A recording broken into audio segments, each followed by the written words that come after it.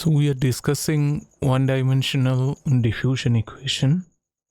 We have already seen the analytical solution and we have discussed the explicit scheme, and we have seen a computer program how to write using explicit method.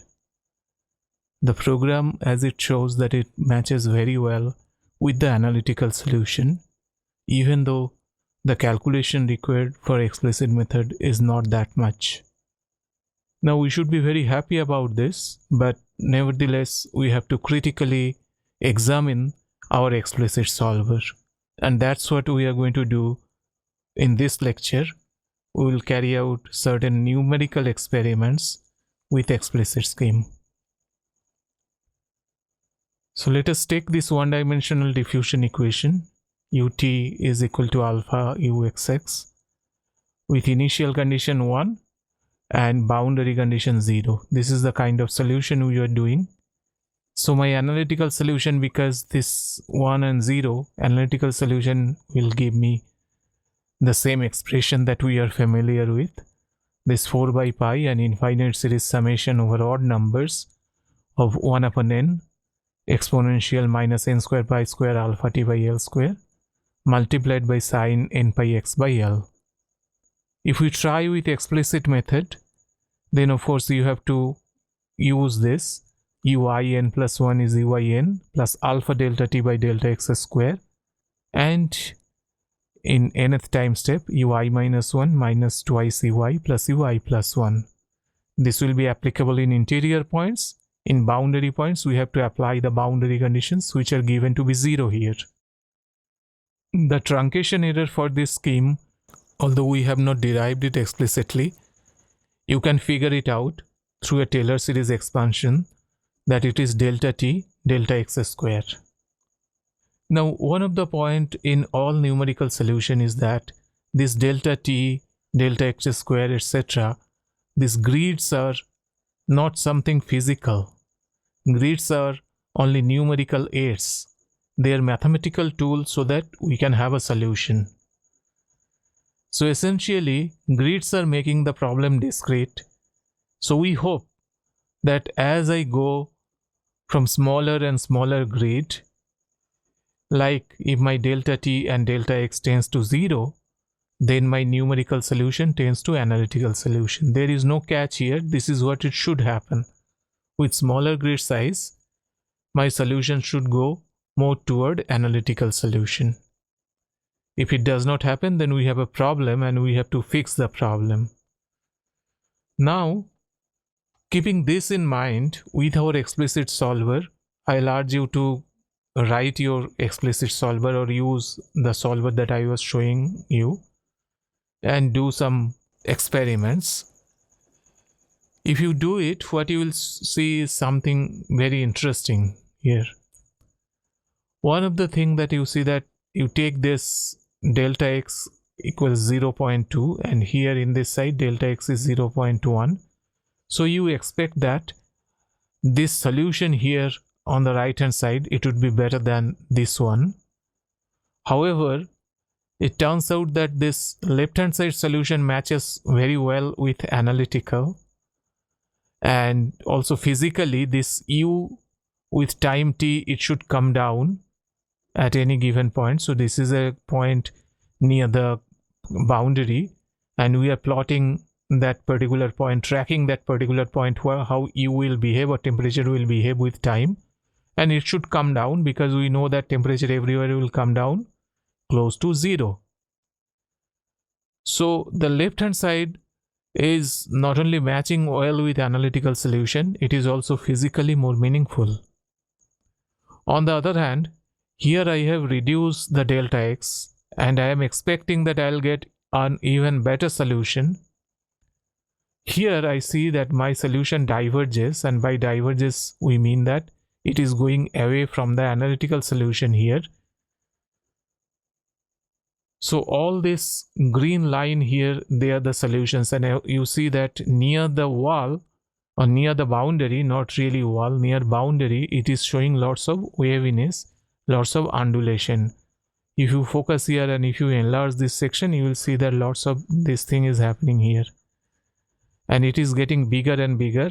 Essentially, within few time level, it will completely go unbounded and your computer program will give error and it will stop.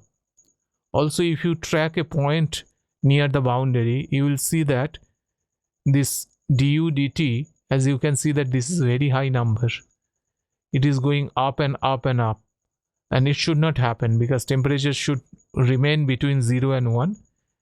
You cannot go that high, but it is going high and high and high very quickly, and the growth is pretty much exponential. So very quickly it goes unbounded and the program stops. So with a coarse grid here, my solution converges. It is also giving physically meaningful solution. With a fine grid, I see that my solution shows undulation. It's not physically meaningful, as we see that our temperature, or in this case the U, is growing very rapidly, taking bizarre number which cannot be physically meaningful. This is a problem of explicit scheme, and we are not the first one to see it because it has been seen before by many people.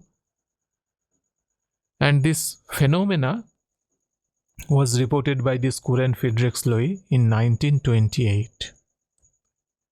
And since then people tried to figure it out, that what happened, why it is like this, until finally it is resolved by another computational scientist, Nicholson, in 1946.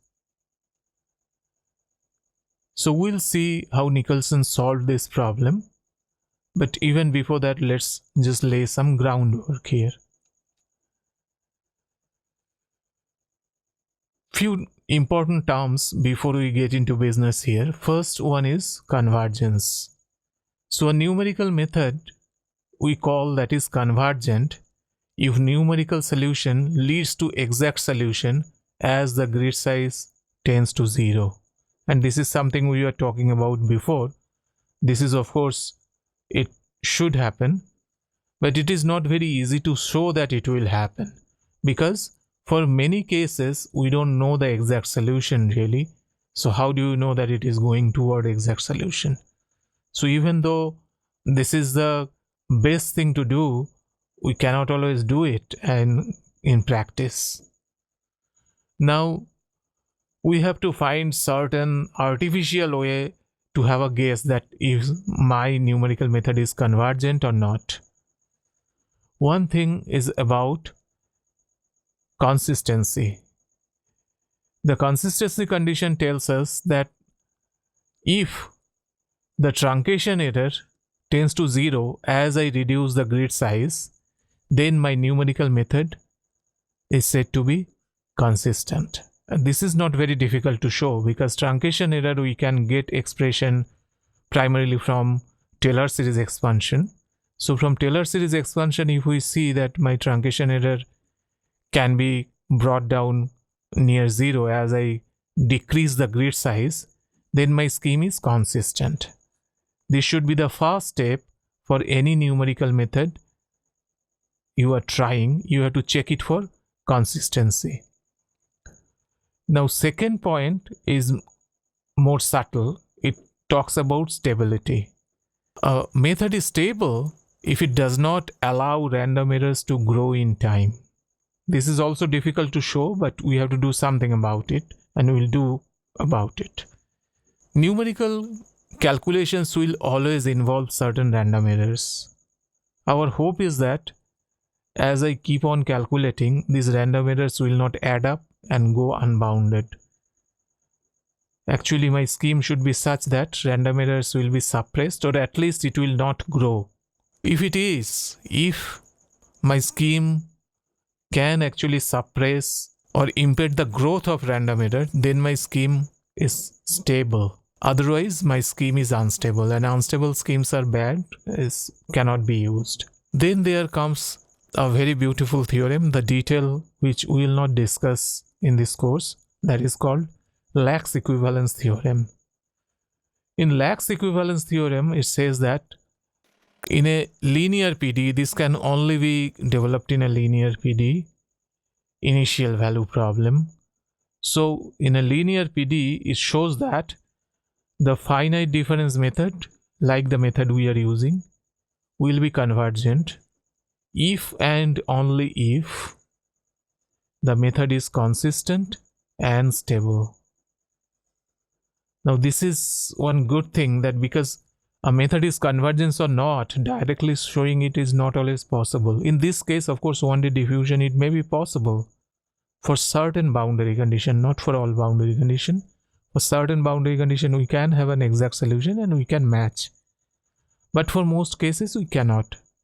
So we have to rely on this thing. We have to check that if our scheme is consistent and stable, then we will be confident that, yeah, my scheme will be convergent. So now, with this background, if we think about if a scheme is not stable, unstable, then what will happen? Well, what will happen is these random errors will grow, and it will grow so much that it will give us completely unphysical results. But why these random errors are coming actually? Well, there are multiple sources of random error. So let us once again go back to this one-dimensional transient diffusion equation. This is our explicit scheme, which we have already used.